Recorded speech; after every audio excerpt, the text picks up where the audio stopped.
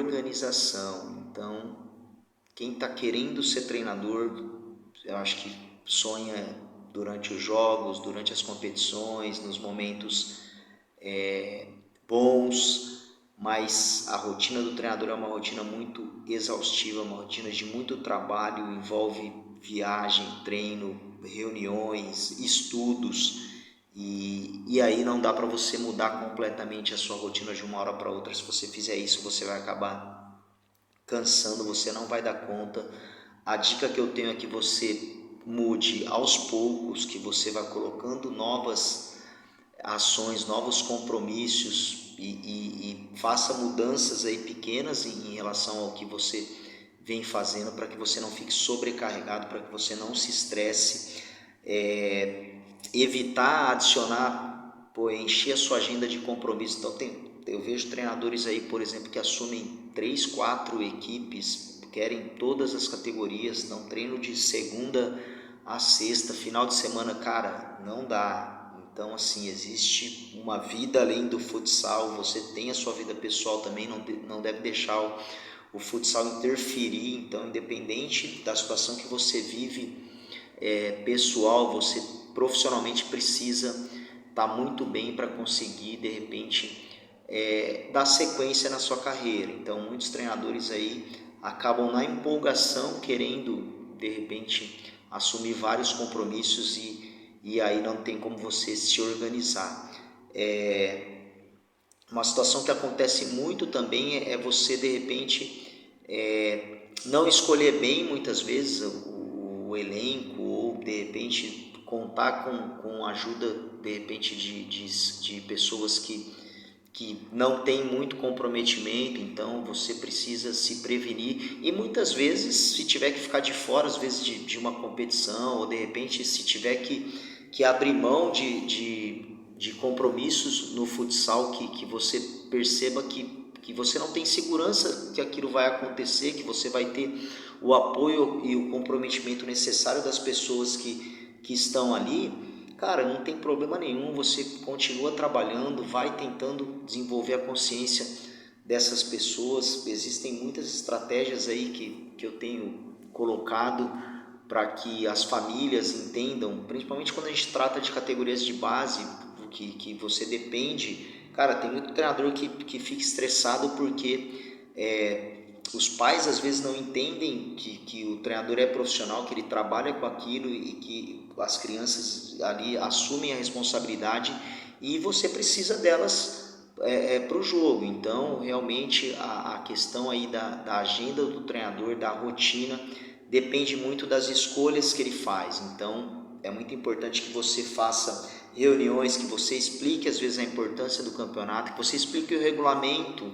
Então, por exemplo, os pais precisam entender que existem campeonatos das crianças, por exemplo, que tem que ter 10 jogadores, que precisa ter troca, então, e que você aí precisa ter todo mundo. Então, que o futsal, por exemplo, olha a situação, que o futsal é em ambiente fechado, então tá chovendo, tem viagem, vai ter jogo. Tá? E tudo isso passa pelo treinador entender, ter uma percepção aí de que muitas vezes os pais não estão preparados para isso, ou às vezes até os atletas que ele tem ali ainda não estão sensibilizados para aquele momento. Então a organização do treinador depende muito de como ele define a sua rotina. Cara, o grupo pode treinar 2, 3 vezes por semana, todo dia, como que tá? Então você de repente, quando você não tem uma estrutura profissional, onde os atletas recebem, são contratados e vivem daquilo, você precisa realmente saber estabelecer uma rotina para conciliar aí todos os compromissos e para não ficar indo no ginásio muitas vezes para ninguém aparecer. Então é muito difícil quando acontece isso, o treinador acaba ficando desestimulado e ele mesmo poderia ter resolvido isso antecipando algumas situações, visualizando aí alguns problemas que são comuns e que de repente a gente tem aí muitas ferramentas também para estar resolvendo. A primeira delas que eu falei é escolher e depois estar conscientizando muito bem esses jogadores ou essas famílias, no caso das crianças.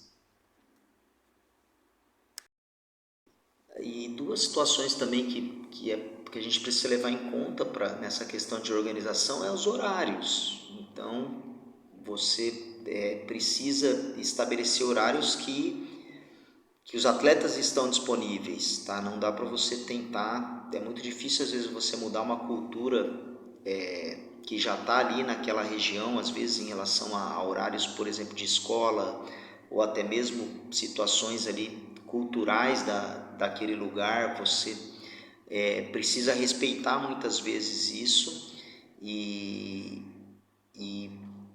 muitas vezes os atletas e até o treinador vai abrir mão de situações pessoais e de compromissos para os jogos, tá? Isso é uma coisa inevitável, porque o horário dos jogos nem sempre está...